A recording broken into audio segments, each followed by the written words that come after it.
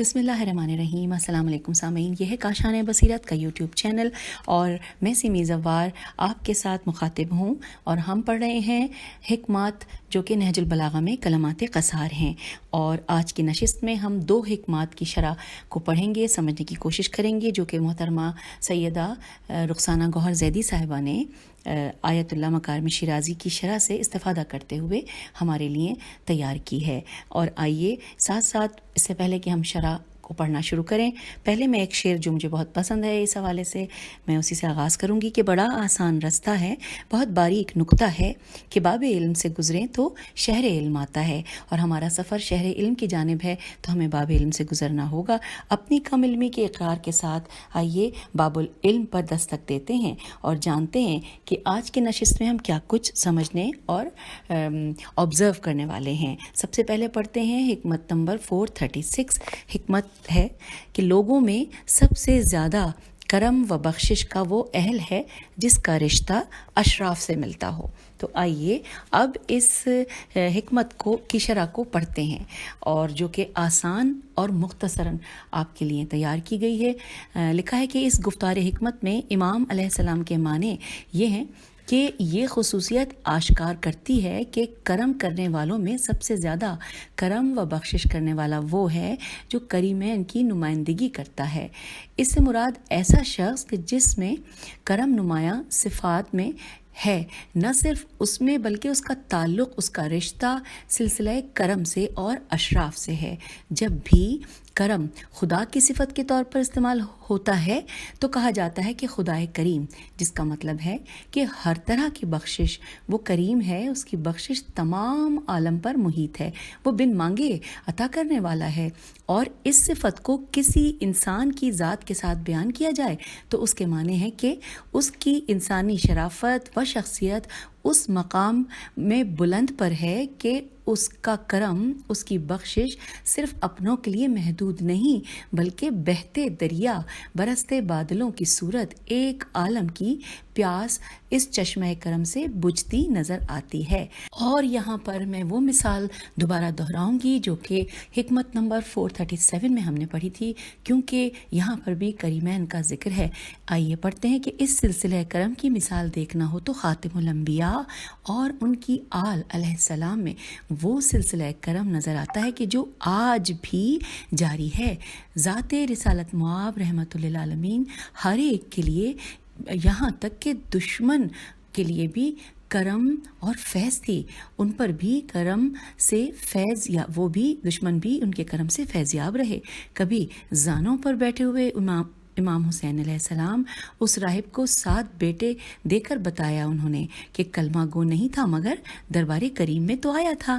اور کبھی مولا کائنات نے کہ جہاں پہ ان سے 1 روٹی مانگی گئی، ان کے طلب کرنے پر انہوں نے اونٹوں کی قطار عطا کی، وہاں پر اپنے در سے کسی سوال کرنے والے کو خالی ہاتھ نہ لوٹایا۔ ایسے کریموں میں امام حسن مجتبیٰ کو زبان معصوم نے کریم اہل بیت کہا ہے کہ آپ نظر کیجئے دسترخوان امام حسن علیہ السلام پر مذہب و مسلک سے تعلق رکھنے والوں کے لیے وہ ہمیشہ وہ دسترخوان بچھا نظر آتا ہے، اور پھر امام حسین علیہ السلام کے پر نظر کرتے ہیں دانشمندی، حکمت و دانائی، اور امام حسین علیہ السلام نے خدا کی راہ میں قربانی دی اور شہادت، یہ تمام سخت حالات میں بھی حر کے لشکر کو پانی سے سیراب کر کے بتایا کہ جس کا رشتہ اشراف سے ملتا ہے تو اس کی عطا کا انداز ہی نرالا ہوتا ہے۔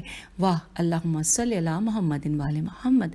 تاریخ گواہ ہے کہ آل محمد سے بڑھ کر نہ کوئی اشرف ہے نہ کریم۔ ان تمام معصومین علیہ السلام کو پروردگار نے آئینہ رسالت بنا کر بھیجا ہے کہ ہر ایک میں محبوب الہی خاتم الانبیاء کا جلوہ چھلکتا ہے۔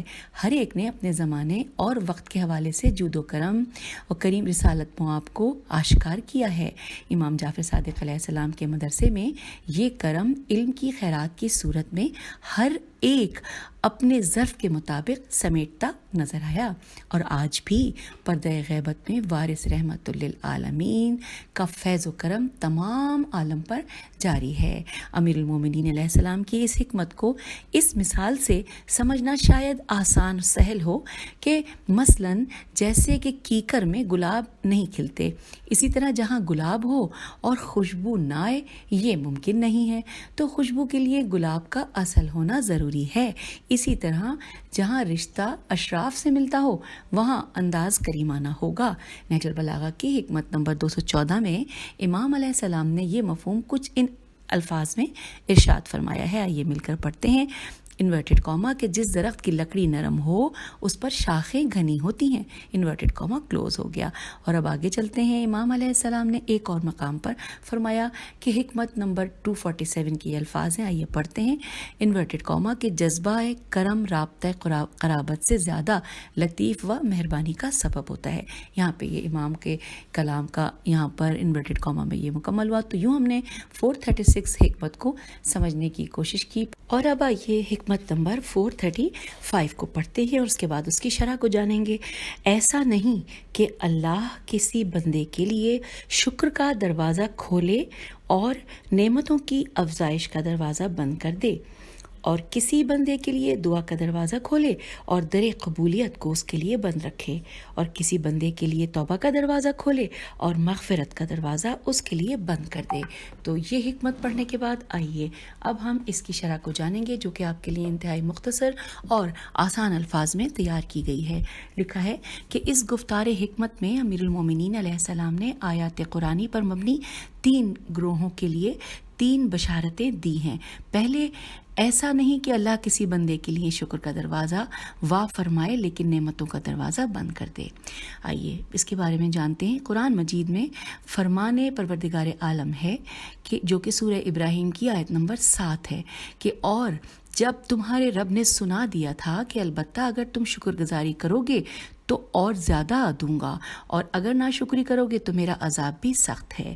اسی طرح آئیے آگے چلتے ہیں کہ تو یہ خدائی وعدہ ہے کہ خدا شکر گزاروں کو نعمت کی فراوانی عطا فرمائے گا۔ اس کی وجہ بھی واضح ہے کہ جو شخص اطاعت الہی میں خدا کی دی ہوئی نعمتوں کا استعمال صداقت و پاسداری سے کرتا ہے، وہ زبان حال سے کہتا ہے پروردگار میں تیری اس نعمت کے قابل ہوں، اور خداوند متعال اس پر نعمتوں کا اضافہ فرماتا ہے۔ مثلاً جیسے باغبان باغ کی آبیاری کرتا ہے تو جن درختوں کو زرخیز اور ثمر آور دیکھتا ہے ان کی زیادہ دیکھ بھال کرتا ہے، ان کا زیادہ خیال کرتا ہے، کیونکہ ان درختوں نے زبان حال سے اپنی صلاحیتوں کا اظہار کرتے ہوئے باغبان کی توجہ اپنی جانب مبذول کرائی ہوتی ہے۔ شکر در حقیقت نعمتوں کو دوام بخشنے کا راز ہے۔ شکر گزاری سے نعمتوں میں اضافہ ہوتا ہے اور دوام حاصل ہوتا ہے، کیونکہ اللہ تعالیٰ اپنے وعدے کے مطابق شکر گزاروں کو مزید نعمتوں سے نوازتا ہے کہ نعمتوں کا صحیح استعمال اور گناہوں سے دوری دونوں کا نام شکر ہے۔ اگر اللہ کی نعمتوں پر تکبر اور گھمنڈ کیا جائے تو یہ صریح ناشکری ہے اور نعمتوں کے زائل ہونے کا پیش خیمہ ہے۔ اس میں کوئی شک نہیں کہ اللہ تعالیٰ اپنی عطا کردہ نعمتوں پر ہمارے تشکر کا محتاج نہیں، اور اگر وہ شکر گزاری کا حکم دیتا ہے تو وہ بھی ہم پر ایک اور نعمت کا موجب ہے اور ایک اعلیٰ درجے کا تربیتی انداز ہے۔ اہم بات یہ ہے کہ ہم یہ دیکھیں کہ شکر کی حقیقت کیا ہے، تاکہ یہ واضح ہو جائے کہ اس کا نعمت کی زیادتی سے کیا تعلق ہے اور کس طرح باعث تربیت ہو سکتا ہے۔ شکر کا مطلب یہ نہیں ہے کہ صرف زبان سے شکر کیا جائے یا صرف الحمدللہ وغیرہ کہہ دیا جائے، بلکہ اس کی ڈیٹیلز جاننا بہت ضروری ہیں۔ اور اب آئیے ہم اسی حکمت میں جو دوسری بشارت کا ذکر ہے اس کو پڑھتے ہیں۔ دیکھیے جی، دوسری بشارت مولا کائنات علیہ السلام نے اس حکمت میں یہ دی ہے کہ یہ ممکن نہیں کہ خدا اپنے بندے کے لیے باب دعا کھولے اور در قبولیت بند رکھے۔ آئیے اس کے بارے میں جانتے ہیں۔ لکھا ہے قرآن ناطق آیت الہی کی ترجمانی فرما رہے ہیں۔ سورہ غافر میں غین الف فیرے غافر میں ارشاد رب العزت ہے انورٹڈ کاما، اور تمہارے رب نے فرمایا ہے ہے مجھے پکارو میں تمہاری دعا قبول کروں گا، بے شک جو لوگ میری عبادت سے سرکشی کرتے ہیں ان قریب وہ ذلیل ہو کر دوزخ میں داخل ہوں گے۔ سورہ غافر کی یہ تھی آیت نمبر 60۔ اور آئیے اب سورہ بقرہ میں فرمان الہی ہے، اس کو پڑھتے ہیں انورٹڈ کاما میں کہ اور جب آپ سے میرے بندے میرے متعلق سوال کرے تو میں نزدیک ہوں، دعا کرنے والی کی دعا قبول کرتا ہوں جب وہ مجھے پکارتا ہے، پھر چاہے کہ میرا حکم مانے اور مجھ پر ایمان لائیں تاکہ وہ ہدایت پائیں۔ اور آئیے اس کا میں حوالہ بھی بتا دوں کہ یہ سورہ بقرہ کی آیت نمبر 186 ہے۔ تو اب آگے چلتے ہیں، لکھا ہے کہ وہ خدا رحمان و رحیم ہے، جب اس کا بندہ اس کی بارگاہ میں دست دعا بلند کرتا ہے تو اس کی رحمانیت کا تقاضا یہ ہے کہ دعا منزل استجاب تک پہنچے۔ اگر کبھی ظاہراً دعا قبول نہ ہو یا دعا کی قبولیت میں دیر ہو جائے تو اس میں کوئی مصلحت ہوتی ہے۔ اس کا سبب یہ ہے کہ انسان لا علمی میں اپنے لیے وہ شے طلب کر لیتا ہے کہ جو اس کے لیے نقصان کا باعث ہوتی ہے۔ خدا اس دعا کو قبول نہیں کرتا، یہ اس کا خاص کرم ہے، اور کبھی ہمارے گناہ دعا کی قبولیت کی راہ میں حائل ہو جاتے ہیں۔ اور حقیقت یہ ہے کہ دعا ایک عظیم نعمت اور انمول سا تحفہ ہے۔ دعا اللہ کی عبادت بھی ہے، دعا سے تقدیریں بدل سکتی ہیں، اور دعا مومن کا ایک عظیم ہتھیار بھی ہے۔ دعا کی جڑیں انسان کے ذاتی فقر اور ضرورت مندی میں پیوست ہیں، اور اس کا عبادت اور بندگی سے اس کا بہت گہرا تعلق ہے۔ دعا اللہ کے متقی بندے اور انبیاء کرام علیہ السلام کے اوصاف حمیدہ میں سے ایک ممتاز وصف ہے۔ علامہ طباطبائی نے احادیث سے مستفید ہوتے ہوئے دعا کو عبادت کے زمرے میں قرار دیا ہے اور وضاحت کی ہے کہ ہر عبادت بھی دعا ہے، کیونکہ بندوں کی دعا کی حقیقت اللہ کی رحمت کا حصول ہے، اور عبادت بھی در حقیقت دعا ہے، اور بندہ خضوع و خشوع کے اظہار کے طور پر اس کو مالک اور اپنے آپ کو مملوک قرار دیتا ہے تاکہ اس طرح اللہ کی عنایت کو اپنے لیے حاصل کر سکے۔ اور پھر دیکھیے جی، روایات میں استجابت دعا کے لیے کچھ شرطیں بیان ہوئی ہیں۔